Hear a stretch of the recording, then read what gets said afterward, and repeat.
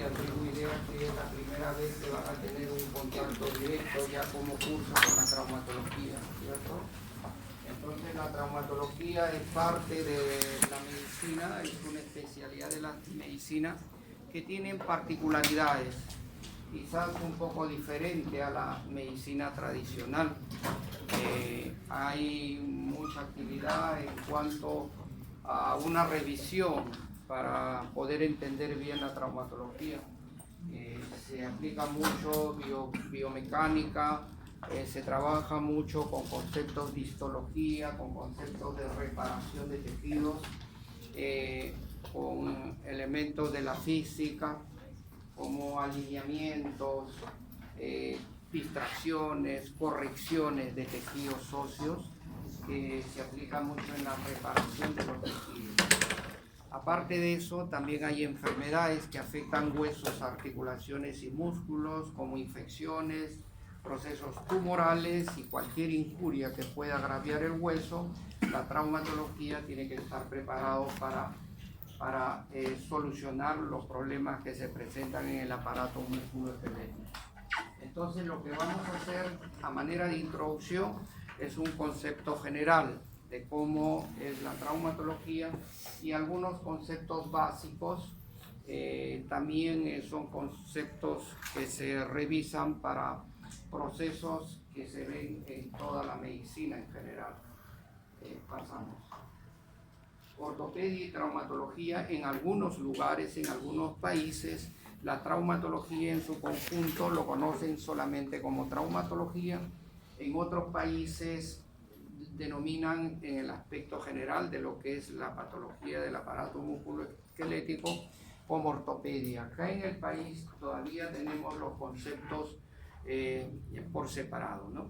Traumatología, un conjunto de patologías, y ortopedia, otro conjunto de patologías. Pero ambas lesiones afectan el aparato locomotor.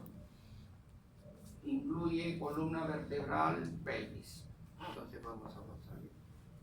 Esto es uno de los ejemplos más simples. Traumatología, como concepto general, estudia las lesiones del aparato locomotor, pero ha habido un trauma previo, una injuria, un daño asociado a los daños, a los traumatismos. Una simple caída puede producir múltiples lesiones en el aparato musculoesquelético. La ortopedia estudia enfermedades y lesiones del aparato locomotor, pero no incluye los procesos traumáticos. Una de las articulaciones más comunes es la cadera. La cadera es susceptible en determinado grupo de edad a fracturas. Con traumatismos leves producen grandes fracturas. El tratamiento es cómo volver a caminar la persona afectada sin dificultad, y se emplean hasta osteosíntesis, prótesis articulares. Pero también hay una serie de enfermedades que afectan la cadera, como las enfermedades degenerativas, las enfermedades inflamatorias, reumáticas, que también requieren recambio protésico, también requieren un tratamiento quirúrgico, ¿no? Pasamos. Otro de los conceptos es, como toda ciencia médica, requiere un análisis del paciente, requiere una comunicación directa con el paciente, y ya la medicina establece un ordenamiento y hacemos uso inicialmente de la historia clínica. Y si recordamos un poco, las historias clínicas tienen primero la comunicación, la recolección de datos, luego vienen los exámenes, el examen clínico hacia el paciente. Es tan seguido ver exámenes auxiliares que determinan aparentemente todo, y muchos médicos, ni bien están viendo un paciente, ya pidieron la radiografía y se le da más valor a la radiografía. Les recomiendo que la historia clínica tiene mucho valor y los exámenes auxiliares también tienen un valor. Entonces, no caer en este facilismo de ir directamente a pensar en una patología traumática sin haber evaluado al paciente previamente. La historia clínica es tan igual como todas las historias para todas las especialidades, ¿no? Es un documento de registro de carácter médico y adicionalmente estos últimos años, 15 años a 20, tiene mayor influencia en el aspecto legal. Entonces, a manera de información, todo paciente tiene derecho a hacer una demanda, no solamente a la institución donde ha sido atendido, sino a nivel judicial, si es que no está de acuerdo las expectativas ni los resultados de los tratamientos. Entonces, el documento legal es la historia clínica. Frente a una demanda, una denuncia, el juez, entre comillas, lo primero que hace es solicita la historia clínica porque todo debe de estar registrado. Y la historia clínica en el aspecto legal requiere pues que todos los médicos documenten las historias, incluyan todos los procedimientos que están realizando en forma adecuada. Esa es la característica legal de una historia clínica. Aparte tiene ciertas características particulares, como de lo posible ser una historia completa, es una historia legible, de fácil entendimiento, tiene que ir siempre aplicado a la veracidad, tiene que haber un orden en la historia clínica, tiene que ser realizada respetuosamente y aparte es un documento confidencial para cada paciente. No sé si se acuerdan, con un expresidente inmediatamente salieron informaciones. El Poder Judicial asumió que no se podía hacer la difusión de los aspectos clínicos personales de una persona, no porque fuese un presidente, sino eso no es correcto. Y ha entrado en proceso judicial, hay sanciones para los médicos que difundieron. Entonces, otro es el análisis clínico de ese caso con fines médicos, ¿no? Y salvo que uno quiera hacer una información, puede consultar al paciente o algún familiar directo para poder difundir algunas imágenes. Pero con fines médicos, para diagnósticos, para tratamientos, para pronósticos, ya la historia clínica se puede manejar internamente a través de cada departamento, cada servicio, cada institución. Pasamos. Historia clínica traumatológica es tan igual como cualquier otra historia clínica, pero aquí sí le damos un valor fundamental a lo que son los exámenes auxiliares. Anamnesis, examen físico, diagnóstico clínico. Cuando vemos un paciente o estamos evaluando un paciente, ya podemos tener una presunción clínica, es decir, aquí hay una probable fractura en la rodilla por una serie de informaciones clínicas. Y luego el diagnóstico radiológico nos da información radiológica de lo que está sucediendo en la lesión. Estos dos elementos nos sirven para tener un diagnóstico definitivo y luego podemos plantear ya un tratamiento. Ahora más adelante vamos a ver cómo se manejan los tratamientos. Todo lo que hagamos en cuanto a este orden va a ser fundamental para el pronóstico del paciente. ¿Qué significa pronóstico del paciente? ¿Cómo va a quedar después de toda esa evaluación, procesos médicos, cómo va a quedar el paciente? O va a quedar igual, va a quedar con cierta disminución o va a quedar con algunas complicaciones. Y todo se tiene que informar al paciente. En pleno proceso de plantear el tratamiento, se le tiene que explicar, este es el tratamiento, pensamos que es el mejor para usted, pero la recuperación articular del rango articular va a llegar a 80 grados, no va a lograrlo 100%, pero con 80% para usted es suficiente para poder realizar estos tipos de actividades. Entonces, el pronóstico es el resultado de la investigación, de establecer tratamientos y cómo se maneja a cada paciente. Historia clínica, hay una etapa de interrogatorio, estas ya son ya estructuras que se aplican en todas las partes de la medicina en general, ¿no? Pasamos. La semiología es la ciencia que estudia síntomas y signos. En traumatología también hay síntomas especiales para una fractura, hay síntomas especiales para una infección, hay síntomas frente a un cuadro tumoral, ¿no? Que eso ya se va a ir definiendo de acuerdo a la patología que están estudiando. En todas las especialidades siempre se establecen tríadas. En traumatología también tiene una tríada, más aún cuando se tratan en zonas articulares, dolor, deformación y disfunción. El dolor, ya todos saben, es una sensación subjetiva. Para algunos, la intensidad de dolor puede variar de acuerdo a la percepción del dolor, el tipo de dolor. La deformación es la alteración de la forma y la disfunción, alteración de la función. Todos estos segmentos siempre hay que aplicarlos en la evaluación clínica de un paciente. Dolor, qué características tiene el dolor, si hay o no hay deformación, qué tipo de deformación lleva esta paciente. Y la disfunción, cuánto esta lesión ha afectado la funcionabilidad de la zona, ¿no? Seguimos. Anamnesis, y acá hablamos mucho del dolor. Ya ustedes tienen la revisión, ¿no? ¿Ya lo tienen? Yo creo que sí lo tienen todos. Entonces vamos a hacer un repaso. ¿Sí, no? Dolor tiene una serie de características. En principio, ¿cuál es la zona específica del dolor? Hay pacientes que no grafican y que no explican bien. ¿Sabes? Vengo por dolor. Nosotros tenemos que saber dónde es el dolor.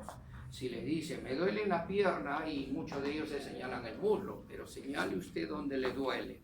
Una vez que se localice el dolor, hay que ver qué características tiene el dolor, qué trastornos de funcionabilidad le produce el dolor.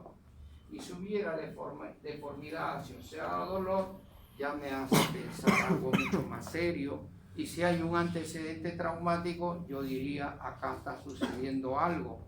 Ya pudiera yo pensar en fracturas, ¿no? Si hay un antecedente traumático, dolor, aumento de volumen y claudicación, yo ya diría, ¿dónde le duele? Me duele la rodilla. Yo pondría fractura de rodilla.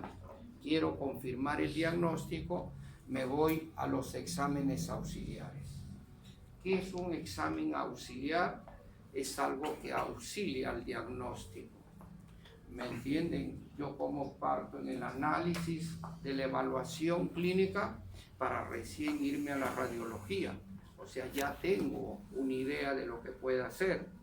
No hacerlo al revés, no hacerla tan fácil. Tómale una radiografía y vemos. Y caemos en ese gran error de no tener una comunicación directa con el paciente. Perdón, ya.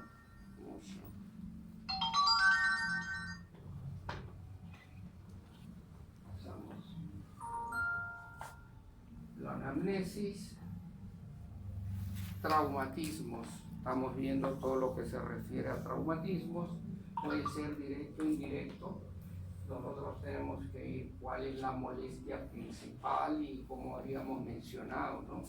Lo otro es, pacientes expresan dolor, pero obviamos preguntar, ¿y desde cuándo viene el dolor? Una cosa es que venga un día y otra cosa que ya tenga 30 días. Ya estamos pensando en enfermedades que afectan 30 días. ¿Y cuál es el estado actual? Bueno, actualmente me duele moderadamente, pero anteriormente me dolía mucho, o al revés, me dolía poco y ahora me duele mucho. O sea, tratar de ver, incluso hay pacientes que ya han sido sometidos a tratamientos. ¿Y recibió usted algún tratamiento? Sí, hice esto, y aún me sigue doliendo. Entonces nos hace pensar ya en otra posibilidad. Pasamos. Síntomas, molestia o sensación subjetiva de la enfermedad. Dolor es una sensación subjetiva. Los síntomas son molestias o sensaciones también subjetivas. ¿Qué es una sensación subjetiva? El ardor, el dolor, el hormigueo que tienen que ser cuantificados necesariamente. Impotencia funcional, todo esto lo tenemos que cuantificar. A mí no es suficiente, tengo un ardor, me dicen, yo tengo que investigar características del ardor, localización, cuando inicia, y luego ver a qué está asociado, ¿no? El ardor más está asociado a un dolor de tipo neuropático. Yo no puedo pensar que una lesión de hueso produzca dolor, produzca el ardor, salvo que sea parte de un cuadro inflamatorio, ¿no? Que estén creciendo. Pasamos el otro. Igual dolor, evolución, de acuerdo al tiempo, la evolución puede ser agudo, crónico, de acuerdo a la localización, superficial, puede ser profundo, y en algunos casos puede ser difuso, no ser ni superficial ni profundo. Dice, me duele, me siento el dolor aquí y se me difunde por esta zona. La intensidad ya está cuantificado como leve, moderado y severo. El origen de dolor son muchas causas del origen del dolor. Traumático, inflamatorio, degenerativo, infeccioso, tumoral, y hay una serie de procesos también que producen dolor en el aparato musculoesquelético. Acá seguimos, pasamos. Examen físico, peso, talla, inspección, palpación, rangos articulares. Cuando evaluamos una lesión articular, tenemos que evaluar los rangos articulares. Si tenemos claudicación o impotencia funcional en algún miembro, es importante evaluar la marcha del paciente. Adicionalmente, se asocian exámenes neurológicos, se asocian exámenes vasculares.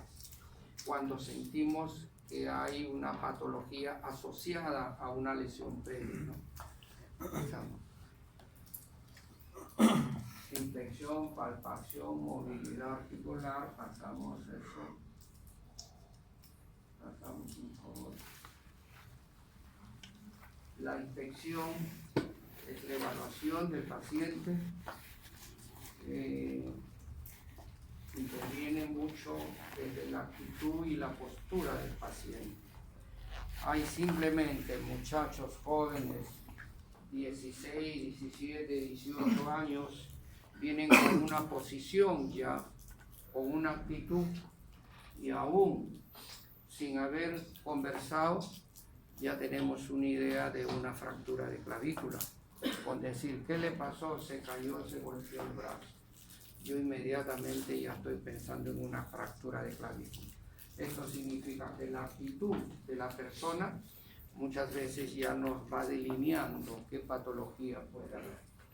Si vemos a una persona mayor, mujer mayor de 60 años, ingresa a la consulta en una camilla y encuentro en uno de los miembros afectados rotación externa, acortamiento y abducción, 90% fractura de cadera derecha. ¿Qué le pasó? Se resbaló.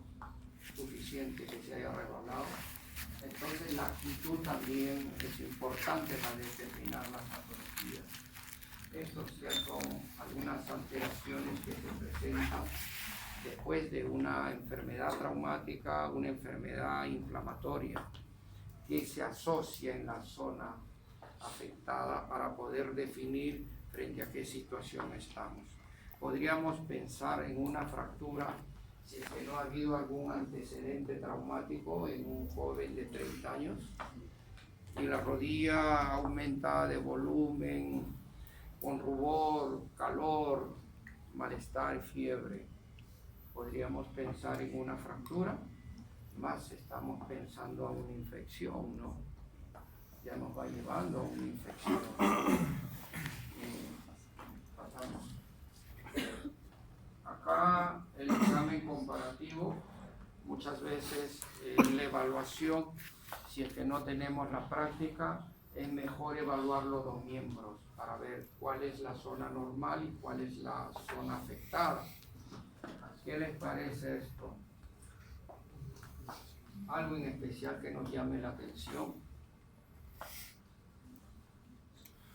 Primero podemos hablar de un miembro superior derecho sano, normal, y un miembro superior izquierdo con alteraciones, aumento de volumen ahí, ¿no?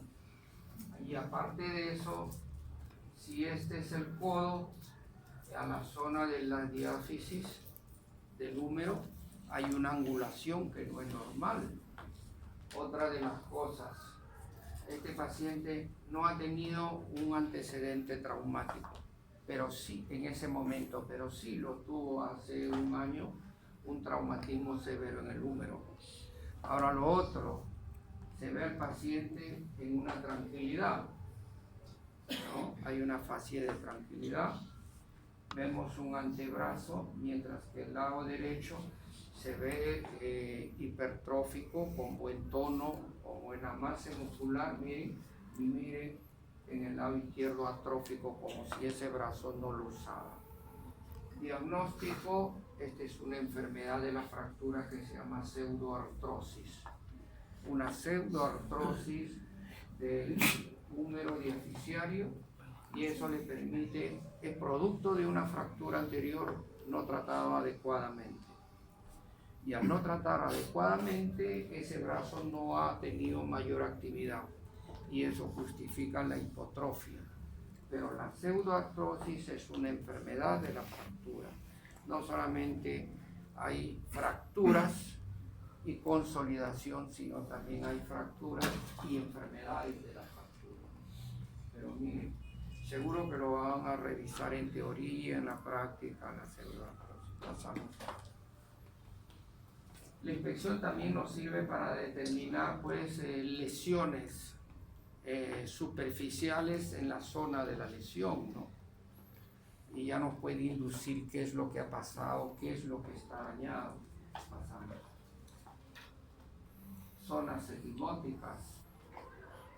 Cuando hay una zona equimótica violácea, rojo violácea, que va cambiando y se va acumulando cada vez, y un antecedente traumático, yo lo primero que pensaría es, aquí algo se rompió, y comienzo a ver qué tipo de accidente tuvo. Simplemente hice así o me forzaron así, ¿no? Y levanto bien el brazo, ya no es fractura, se ha roto algo, corresponde a elementos blandos, ruptura muscular, ruptura tendinosa, pero ya a la inspección podemos ya encaminar hacia qué tipo de lesión probable estamos.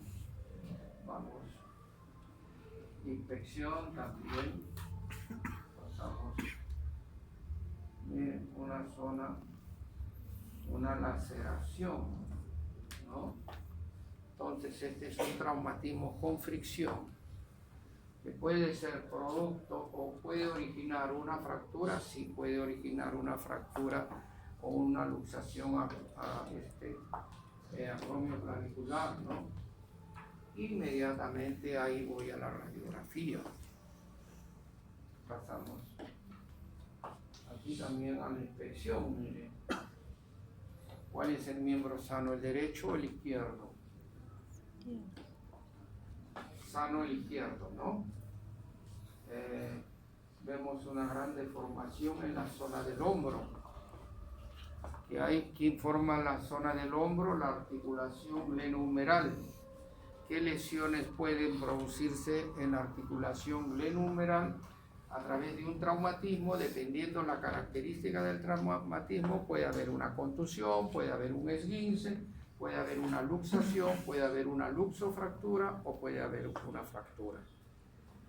Pero acá vemos una deformación, mientras que lo normal es en el hombro hay una convexidad y en el lado contrario hay una concavidad. Esto es típico en las luxaciones de hombro, ¿ya? Esto tiene ya un nombre típico para determinar una luxación. Yo viendo esto, inmediatamente estoy pensando en una luxación de hombro, que puede estar asociado luxación más fractura. Eso lo vamos a determinar en la radiografía. Entonces, antes de proceder o realizar procedimiento de reducción de esa luxación, Primero tomo una radiografía porque quiero ver si está asociado a una fractura o solo es una luxación pura. Miren, la inspección, notamos las grandes diferencias entre el antebrazo, edematizado, puede estar asociado a un traumatismo, puede estar asociado a una enfermedad vascular, a una enfermedad linfática, en fin, pero ya tenemos que la zona lesionada compromete. A través del interrogatorio podemos ya ir definiendo hacia qué patología podamos nosotros identificar en esta paciente. Aquí también a la inspección, un brazo con características normales y acá este es un brazo con ciertas dificultades en cuanto a la forma. Y acá vemos un aumento de volumen marcado, ¿no? Lo sacamos. Un aumento de volumen marcado en esta zona, pero acá vemos una gran depresión. Este es un signo típico, paciente que viene sin preguntar, ya uno podría pensar en el diagnóstico que es una ruptura del bíceps braquial, ¿no? Ruptura del bíceps braquial, generalmente producto de algún traumatismo directo. Vamos. Al igual, palpación, inspección, palpación superficial profunda. ¿De qué nos sirve la palpación superficial? Primero, para sentir la temperatura, hay que ver el grado de sensibilidad que tiene la zona y hay que ver si a la palpación superficial produce dolor. Y en el caso del profundo nos permite nosotros verificar rebordes o relieves anatómicos y también nos sirve para evaluar el contenido de la zona. Puede ser un contenido sólido, un contenido líquido, y si es líquido pensamos pues asociado a un traumatismo, podemos pensar que hay un hematoma que requiere evacuación.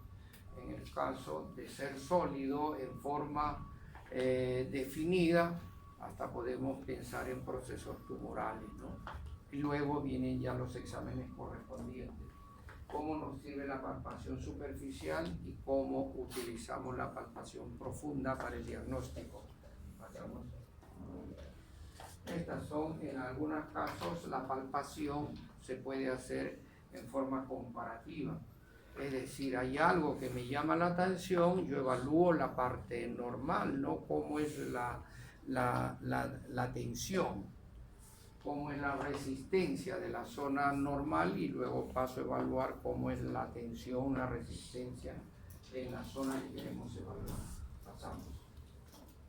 Igual la palpación. Pasamos. Contracturas musculares, básicamente el diagnóstico es más clínico que radiológico. Agente de lesión traumática, sea directa, indirecta, dolor, aumento de tensión en la zona, incluso dolor a la palpación profunda, ya estamos pensando nosotros que hay una lesión que está afectando tejidos blandos. Y luego voy a los exámenes auxiliares. ¿Qué examen solicito? ¿Será tomografía? ¿Será resonancia magnética? ¿Será radiografía? ¿Será ecografía? Una ecografía, ¿no? Ya, entonces al final del capítulo, todo eso ustedes lo van a saber y tengan la seguridad que lo van a saber porque ya tengo la experiencia de muchos años en la docencia, casi mi vida le he pasado en la docencia. Y sé cómo ingresan y sé cómo van terminando. Pasamos. Exámenes regionales, maniobras especiales para cada zona. Hay algunos signos clásicos para cada zona. Requieren alguna función articular. Hay que saber cómo abordar las funciones articulares. El punto de transmisión ósea generalmente lo realizamos en pacientes hospitalizados para hacer las fracciones esqueléticas. Y nuevamente evaluación de la marcha. Pasamos. La movilidad se evalúa a través de dos tipos de aspectos, una movilidad pasiva y una movilidad activa. La movilidad activa es cuánto puede el paciente movilizar, bajo qué rango puede movilizar. Y la movilidad pasiva ya necesita ayuda del examinador para evaluar. Pasamos. Exámenes físicos, seguimos, hay pruebas musculares específicas, pero lo que tenemos que ver en una evaluación muscular, cómo está la fuerza muscular y cómo está el tono muscular. Si la lesión ha afectado su fuerza o si la lesión ha afectado el tono, la dureza del músculo. También hay pruebas neurológicas que realizamos en pacientes.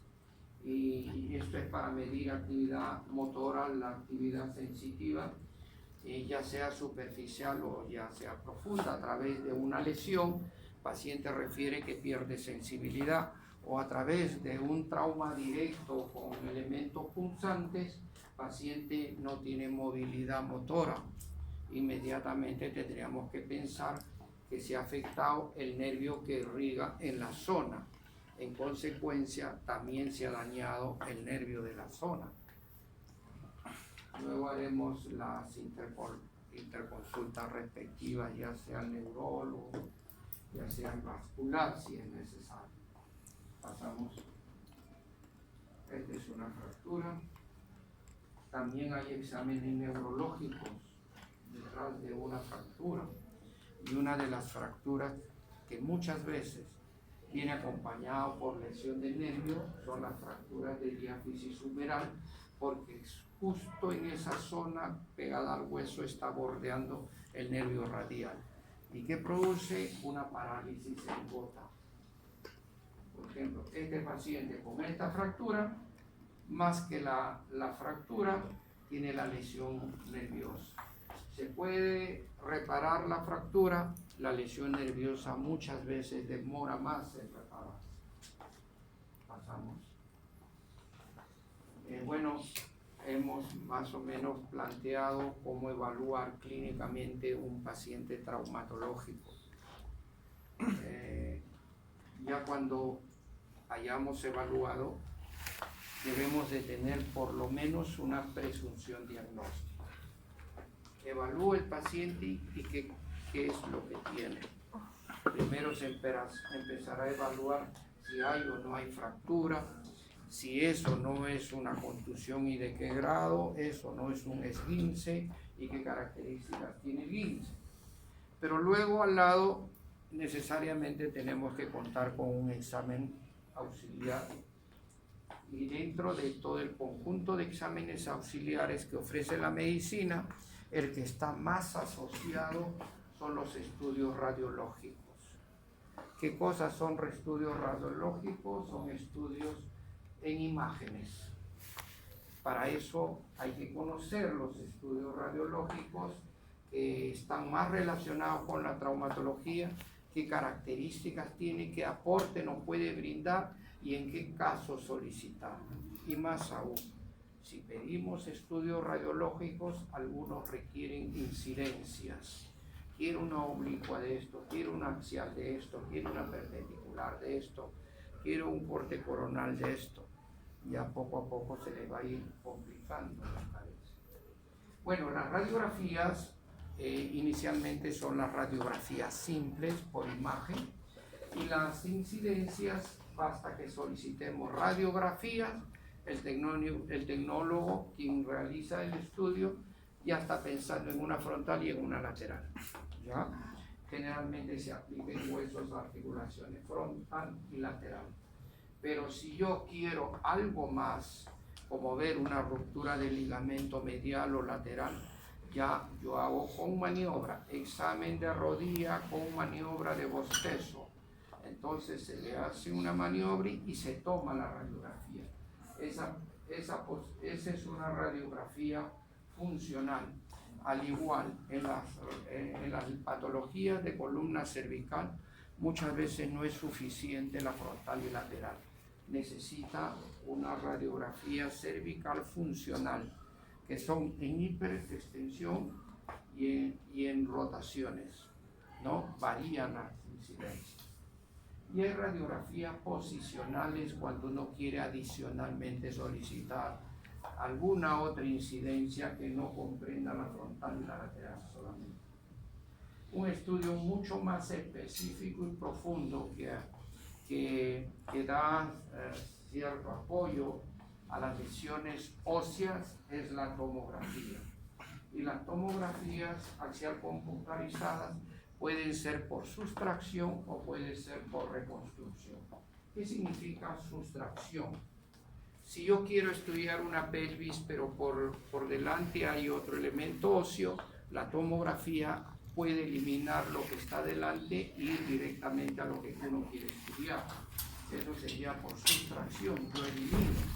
Y si yo tengo una fractura que radiográficamente se ve 3 fragmentos grandes, pero a través de la tomografía yo puedo verificar que no son 3, son 20 fragmentos y puedo hacer que eso se reconstruya anatómicamente.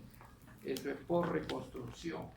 Entonces, cuando midamos o veamos una radiografía, también hay que tener idea qué es lo que queremos de esa tomografía. Y luego viene la resonancia magnética, que es fundamental en lesiones de partes blandas a mayor profundidad.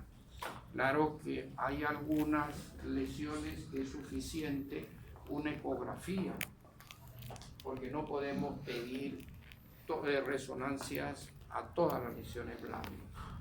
Aquí en el país tenemos que tener mucha consideración en el aspecto económico. Una resonancia no baja de 500 soles y una ecografía debe estar 50, 60, 70 soles. Y también nos va a dar buen aporte una ecografía, salvo que la resonancia sea ya de suma necesidad, que la ecografía no nos va a permitir ver el alcance. Ahí nos vamos a la resonancia magnética. También usamos gammagrafías óseas, las ecografías, las densitometrías óseas y la electromiografía, básicamente cuando hay lesión neuropática producto de un traumatismo o producto de una laceración que esté comprometiendo un nervio importante. Pasamos. En laboratorio clínico también utilizamos las convencionales, examen, hemogramas, examen de orina, glucosa, usamos para evaluar al paciente. También utilizamos puntivos en caso de infecciones o tejidos con líquido que tengan sospecha de una infección o hay variedades de infecciones. Anatomía patológica cuando hay sospecha de algo que nos preocupa después de una intervención quirúrgica, enviamos anatomía patológica para que nos describa la naturaleza del tejido. Bueno, hemos hecho la parte dinámica, clínica, radiológica, sí. Ahora vamos a ver en el aspecto general qué cosa es la traumatología. Y parte de la modernidad es establecer principios, normas, cómo manejar pacientes, bajo qué conceptos podemos manejar. ¿Qué es un principio fundamental? ¿Alguien tiene algún concepto de un principio fundamental? Es mejor hablar que no hablar. Y no habla es porque sabe mucho, como también no sabe nada. Quien habla es porque, bueno, tiene ideas, ha leído, quiere mostrar. En conclusión, nos podemos equivocar y está bien que nos equivoquemos en este caso. Medicina es una carrera de mucha comunicación. Traumatología creo que también hay que hablar mucho, no solamente reuniones clínicas, discusiones clínicas, aún pasando visitas, todo es pregunta. Van a ver en sus hospitales, la visita no es solamente una comparsa de decir, bueno, esto no, es todo una comunicación y menos los que están en Casimiro van a ver cómo le damos duro al R3, al R2, al R1. ¿Y por qué esto? ¿Y por qué esto? ¿Y por qué esto? es la ciencia del porqué. Y creo que medicina debe ser la ciencia del porqué también. Siempre hay interrogantes, o tenemos que plantearnos interrogantes. ¿Ya? Principio fundamental es lo que establece en una organización, en un conjunto de personas, y les dice, esto no me lo cambien, esto me lo tienen que respetar. Eso es así. Una norma está sujeto a cambios, un reglamento también, un estatuto también. Hay principios fundamentales, hay principios generales que rigen, son de menor valor, pero el principio fundamental es como el sol que brilla para todas las personas. ¿Cuál es el principio fundamental en traumatología? Es la incorporación del paciente a la vida activa en función al tiempo. ¿Alguien tiene idea qué significa esto? En una sociedad dinámica hay múltiples ocupaciones. Todas las personas se dedican a cualquier actividad y lo más importante son parte de la dinámica y el desarrollo social. Pero a su vez también muchos son responsables del desarrollo personal y profesional de las familias en las cuales ellos intervienen. Entonces, este concepto significa para el traumatólogo devolverle las funciones a la persona. ¿Cómo te llamas? Anderson. Anderson. Voy a poner un ejemplo cruel con Anderson y él lo va a aceptar porque estamos tratando de ir a manera de ejemplos, poder entender qué es un principio.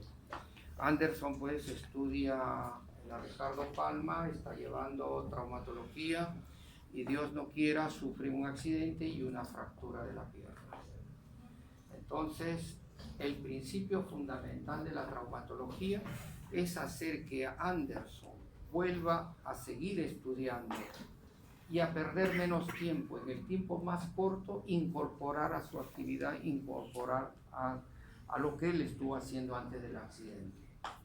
¿No? Incorporación del paciente a la vida activa, a su vida activa, pero en función del tiempo. Si él tiene una fractura de tibia, la traumatología, en base a estudios ya definidos, me dice, para curar hay que darle una estabilidad relativa a esa fractura. Ya ustedes luego van a entender qué es estabilidad relativa, qué es absoluta. Y inmediatamente el siguiente paso es, ¿y qué procedimientos me producen estabilidad relativa? Número 1, clavo endomedular, 2, placa con tornillos, 3, fijadores externos y 4, una bota de yeso. Dentro de las 4, ¿cuál me va a cumplir la función que Anderson a una semana, 10 días ya esté asistiendo como el amigo a su clase de traumatología? En una semana, 10 días, Anderson perderá el curso, perderá el ciclo. Siempre hay una consideración en este caso a un alumno que a pesar de ser ciertos inconvenientes está luchando de no perder, de asistir. O sea, tiene que haber consideración, ¿no? Entonces él no va a perder el curso, no va a perder el ciclo. Pero si colocamos o realizamos otro procedimiento que también va a cicatrizar el tejido óseo, pero va a demorar 3 meses, ¿qué pasaría? Lo matamos a Anderson, porque lo sacamos del curso. Solamente eso, ya generamos un problema en la familia. ¿Cómo se sentirá papá, mamá? ¿No? Y si el papá trabaja y sabiendo que Anderson está mal, está en este problema médico, social, ¿podrá trabajar tranquilo? Tampoco. Entonces, el ser humano en la sociedad es un elemento muy importante. Así ve la traumatología, la modernidad de la traumatología. Haz lo correcto, haz lo mejor para que esa persona, sea quien sea, vuelva a su actividad cuanto antes. Eso significa este principio. O sea, eso es lo que primero tenemos que entender. Todos los que hacemos esta profesión, este principio. Aquí hay gente trabajando que tiene un accidente, inmediatamente, y para eso pregunta, ¿a qué actividad te dedicas? ¿Qué es lo que haces? Yo hago esto. Entonces, la idea es cómo le devolvemos la función. Es por eso que en el principio vemos gente que están en actividad y hay que devolverles esa actividad, pero en función al tiempo. Un tratamiento te puede ya estar caminando en 10 días y otro en 30 días y otro en 40 días. ¿Qué elegirías, Anderson? De menor día. El de 10 días.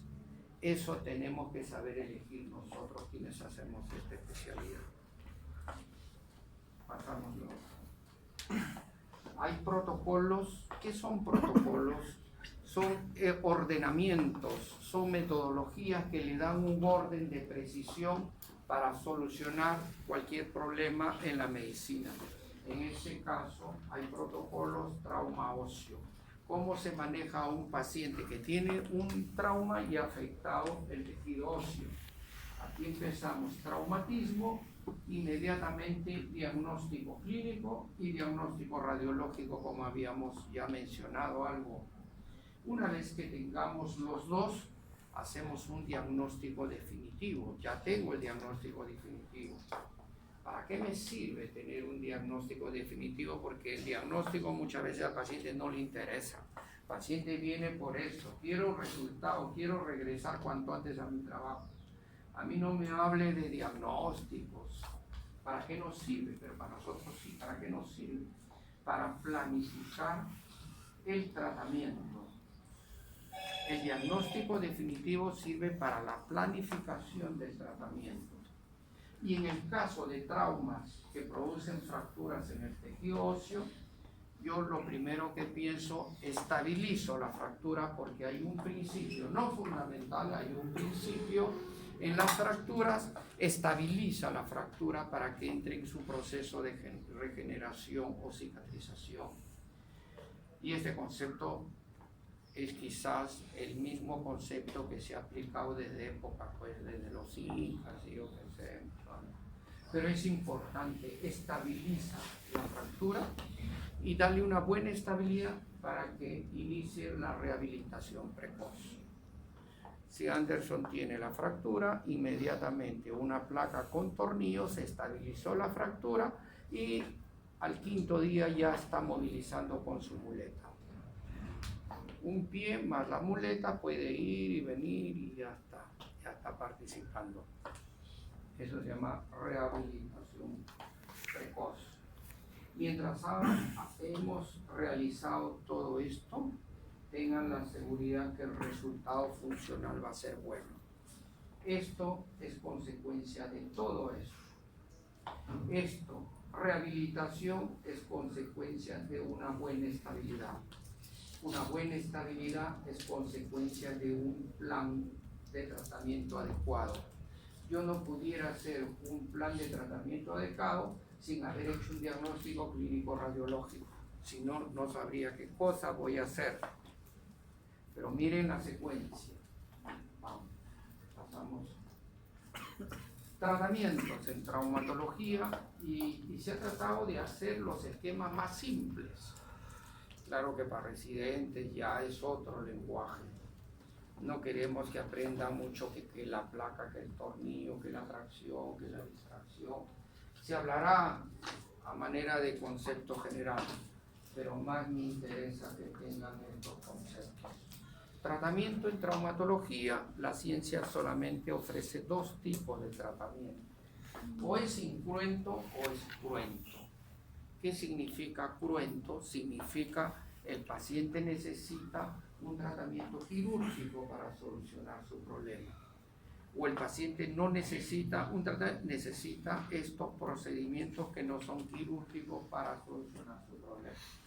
Entonces, tratamiento incruento es igual a tratamiento conservador, tratamiento cruento es igual a tratamiento quirúrgico. Lo importante es saber definir quién es quirúrgico y quién no es quirúrgico, porque de eso va a depender el pronóstico. Pasamos. Todos estos fueron sometidos a tratamientos quirúrgicos.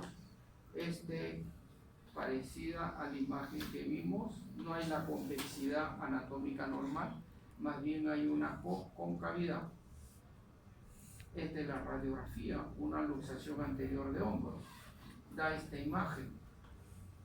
Ya está en su lugar, se realiza la reducción dependiendo ciertos tipos de maniobras, y eso también lo van a aprender en la práctica.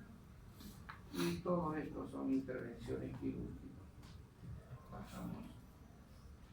Ahora vamos a hablar de tratamientos quirúrgicos. Si ya hablamos de planificación, ya decidimos tratamiento quirúrgico para una fractura, hay un principio básico. Si hablamos de principio fundamental, ahora ya nos están mencionando principio básico, o sea, voy a respetarlo, pero en cualquier momento puede ser ampliado, modificado o variado. Pero el principio básico, AO significa una organización internacional mundial que se dedica al estudio y la investigación de las fracturas. Es como una ciudad que se encuentra dentro de Suiza, en un poblado que se llama Berna. Es un gran laboratorio traumatológico donde hay ingenieros metalúrgicos, biomecánicos, físicos, traumatólogos, todo tipo de científicos que hacen el estudio de las fracturas. Actualmente quien no sigue los principios o las normas de la O ya está por otro camino. Entonces, de hoy en adelante van a escuchar mucho de la O. La O es una organización de osteosíntesis. En mi hospital hay hospitales que se identifican claramente, mi hospital está muy identificado con el AO. Y creo que todos los traumatólogos tienen que tener estos parámetros. Ellos te dicen, si vas a operar a este paciente traumatológico, ten en cuenta de estos 4 principios. El principio número 1 busca hacer una buena reducción. Significa, si el paciente tiene 20 pedazos, en lo posible tengo que buscar la forma anatómica natural. ¿No? Buena reducción anatómica. 2, cuando hagas el corte, evita dañar vascularización, tejidos blandos, cuidados. 3, dale buena estabilidad a la fractura. Esta es la fractura, ya miren cómo se ha reconstruido, y esta fractura tiene gran posibilidad, alto porcentaje de cicatrización. Y 3, una vez que ya operaste al paciente, piensa en movilizar la zona inmediatamente. Entonces, la rehabilitación precoz es el acto más importante para recuperar la función. Pero esto no se va a dar si es que no hemos hecho buena reducción, si es que no hemos preservado vascularización y si es que no le hemos dado buena estabilidad a la fractura. Pasamos. Seguimos con tratamiento quirúrgico. Hay que planificar las fracturas. A través de diagnóstico hay clasificaciones propias para cada fractura. Hay clasificaciones propias para cada fractura. Hay que conocer la anatomía quirúrgica si vas a operar. Hay que saber qué materiales de osteosíntesis metálicos existen para solucionar el problema. Y otro que es importante, el momento quirúrgico. ¿Qué es el momento quirúrgico? ¿Alguien tiene conocimiento qué es el momento quirúrgico? El momento ideal para escoger la operación. Para realizar la operación. Perfecto. Así de simple y claro. Es el momento ideal y las fracturas deben de ser tratados cuanto antes. Es mejor operar la primera semana que la segunda. No pudiste la segunda, la primera semana, es mejor operar la segunda semana que la tercera, pero cuanto antes. No es igual operar la primera semana que la cuarta semana, y mucho menos la primera semana, la quinta, sexta semana. El pronóstico ya no es bueno. ¿Por qué no es bueno? ¿Qué sucede en una fractura que está 3, 4 semanas? Hay reabsorción del tejido, hay catabolismo del tejido, disminución del calcio en el tejido.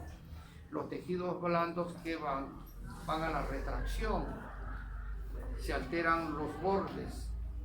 Entonces, el día que operes vas a tener que hacer más trauma y la regeneración como etapa ya es tardía. En consecuencia, el momento quirúrgico es importantísimo. ¿Ya? La ejecución del acto quirúrgico, hay que saber qué colocación va a llevar el paciente, qué abordaje va a realizar, aparte del abordaje, qué técnica operatoria va a emplear, y el cierre del proceso también es fundamental. Si hemos hecho esto, tengan seguridad que el resultado es bueno. Pasamos. Fractura, planificación del tratamiento, restaurar congruencia anatómica, preservar la fuerza, estabilidad de la fractura, recuperar la función. Hay que también pensar en evitar complicaciones en pleno acto operatorio y hay que pensar que la recuperación tiene que ser inmediata. No operar sin pensar que bueno, no me interesa cuando camine, pero hay que operar. Eso era antes. Ahora no, nos interesa que camine cuanto antes. Recuperación precoz. Pronóstico, buena estabilidad nos garantiza una rehabilitación precoz. Pero esta es una foto de hace muchos años. Antes solamente se entabliaban y el hombre ya estaba caminando, ¿no? Eso es lo que quiere decir. Hay algunos conceptos antiguos que tienen todavía veracidad y actualidad a través del tiempo, pero hay muchos que ya han variado. Rehabilitación es parte accesoria de la traumatología que ayuda en recuperar la función a través de médicos especialistas también en esa materia. Pero el concepto es que cada traumatólogo tiene que saber de rehabilitación para completar el círculo mágico del conocimiento y la aplicación de sus procedimientos. ¿No? Ya pasamos. También este es un terapista, un rehabilitador. Si hay una operación muy seria, grave en el hombro, el terapista comienza a trabajar movimientos.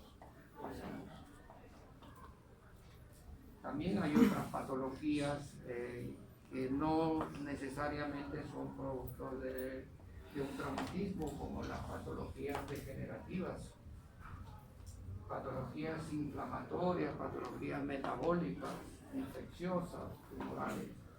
Cada uno con cierta particularidad van a ser abordados ya en las clases teóricas. Pasamos. Igual, patologías ya propias traumatismo, desde las contusiones, pueden haber desgarros musculares, hay fracturas, características de los desplazamientos o las formas de las fracturas. Hay fracturas que guardan relación con la forma del tejido. Hay fracturas que son abiertas y fracturas que son cerradas.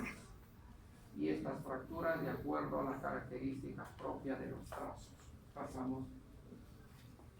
Estas son lo mismo, pasamos. Estas son en orden de lesión de menor a mayor, contusiones, esguinces, tendinitis, fasciitis, fracturas, luxofracturas, fracturas expuestas, luxaciones y las neuropatías. Esto es en consecución al grado de lesión y gravedad. Esta es una repetición de algunas enfermedades inflamatorias, metabólicas, infecciosas. Pasamos. Bueno, la parte de emergencias, toda especialidad o todo especialista en determinada materia va creando también cuáles son las enfermedades que requieren mayor atención. Entonces, primero definamos qué es una emergencia. ¿Qué es una emergencia? ¿Alguien puede opinar? Todo el suceso que pone en riesgo la vida del paciente. Ya. ¿Alguien más? ¿Agregar algo? Ya, pone en riesgo la vida, el órgano o el segmento del paciente, ¿no? Esa es una emergencia para traumatología. Alguien que pone en riesgo la conservación de la pierna ya es una emergencia, porque si no ya tendríamos la necesidad de realizar amputaciones si es que no hemos hecho una atención inmediata. Y requieren las emergencias atención inmediata. Hasta la fecha, traumatología tiene 4 tipos de emergencias: todo lo que es fracturas expuestas, todo lo que es el síndrome compartimental, las luxaciones y las artritis. Cada uno de estos van a ser abordados en la clase teórica y aparte va a haber seminarios que corresponden a cada materia. ¿Ya? Pasamos. Bueno, este es un politraumatizado. Pasamos. En conclusión, traumatología y ortopedia investiga, restaura, preserva el aparato musculoesquelético a través de tratamientos correctos y cruentos para restablecer la función. Pero hace más o menos 10 años no solamente es la función, sino también la estética. Cuidamos mucho la estética, en cómo va a quedar desde la visión de cada persona, ¿no? Antes solamente interesaba la función, ahora también interesa la estética, desde los abordajes, los cortes. Trauma, politrauma, diagnóstico clínico radiológico, planificación, ejecución, resultados. Obviamente los establecimientos traumatológicos cada vez se están realizando procedimientos y como toda parte de la ciencia nos gusta mejorar nuestros procedimientos. Lo que sí se ahora quizás al otro año va a ser mejor. Y esto se consigue siempre y cuando se revise la planificación y los resultados de cada caso. Aquí planifiqué esta cosa y la operación hice esto, el resultado estuvo más o menos. ¿Por qué? ¿Dónde fallé? ¿En planificar o en el resultado, no? A esto se llama la mejora continua de los procesos. ¿Qué significa la mejora continua? Que a través del tiempo traumatología tiene que seguir mejorando a través de nuevas técnicas, a través de nuevos procedimientos, nuevas metodologías de interpretación y de estudio. Pero lo que hemos revisado es lo que se hace en la actualidad. Pasamos. Traumatología es una ciencia, sí, es una ciencia, pero traumatología también es un arte. Van a ver que muchas actividades el médico tiene que ponerle una cuota de artista, pero más que eso es humanismo. Uno puede ser científico, artista, pero si no tienes la humanidad dentro, no puedes hacer muchas cosas. Es un compromiso con el bien y la verdad, pues el compromiso en tratar de hacer bien todas las cosas y plantear lo que más sea apropiado para el paciente. No es lo que le conviene a la institución, lo que me conviene a mí. Y ustedes van a encontrar muchos, no sé si solo en trauma, pero me imagino en toda especialidad, hay lesiones que se quieren operar a toda costa, cuando no es necesaria una operación. O sea, a eso va referido esto, con el bien y la verdad. Claro, pues comienzas a medir, este es mi trabajo, de esto vivo, de esto tengo que ganar, en una operación sí soluciono mis problemas, con una consulta no. A eso va referido. Traumatología tiene que ser ética, tiene que ser moral. Y ahora tenemos que hablar mucho de esta parte. Trauma puede producir consecuencias físicas, psicológicas y sociales. Un trauma no solamente es un trauma, no solamente es un huesito roto, sino puede traer consecuencias físicas que lo van a excluir de la sociedad. Una persona puede estar emocionalmente destruido para el resto de su vida y también socialmente va a tener ciertas deficiencias en el desarrollo social de la persona. Si hacemos un ejercicio así como que nos relajamos un poquito y hablemos en probabilidades, en trauma, digamos. Mejor vamos a hablar de la medicina en general. Médicos, 75.000 médicos en el momento. ¿Cuántos creen que son exitosos de los 75.000 médicos?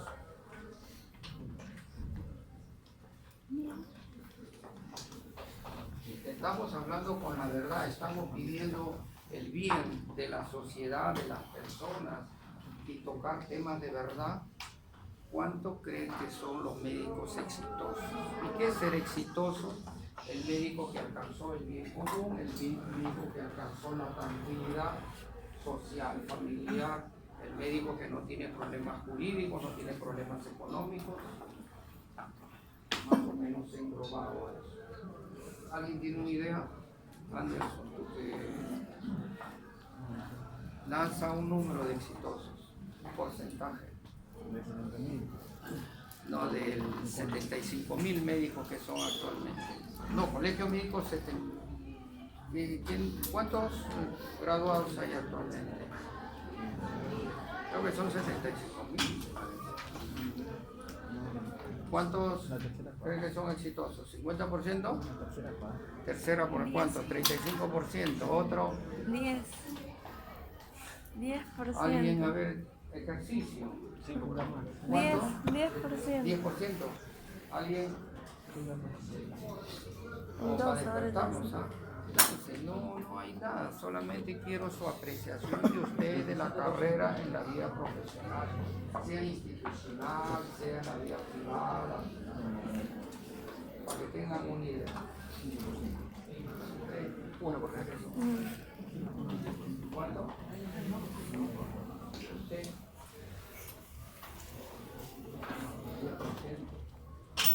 10%. Bueno, al menos ahí cierra. ¿Y usted cuánto cree que son? Lance un porcentaje. 5%. Bueno, se refleja claramente en la sociedad, ¿no? Actualmente hay del 0.8 al 10%. La pregunta es, ¿y qué hace el 90% de médicos? Hay un 35 y 40% que están luchando en diversas formas y para ese grupo. Ya estaremos hablando de 55%. ¿Y qué hace el resto? El 45%.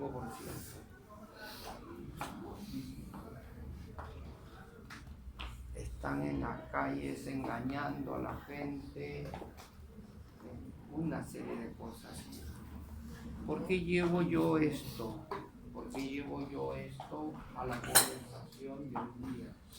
Porque quiero que ustedes pertenezcan a ese primer grupo. Es lo mismo que les dije, es dedicación, honradez, llamémosle sacrificio, ¿ya? Pero ese es el grupo a los cuales yo quisiera que entren ustedes.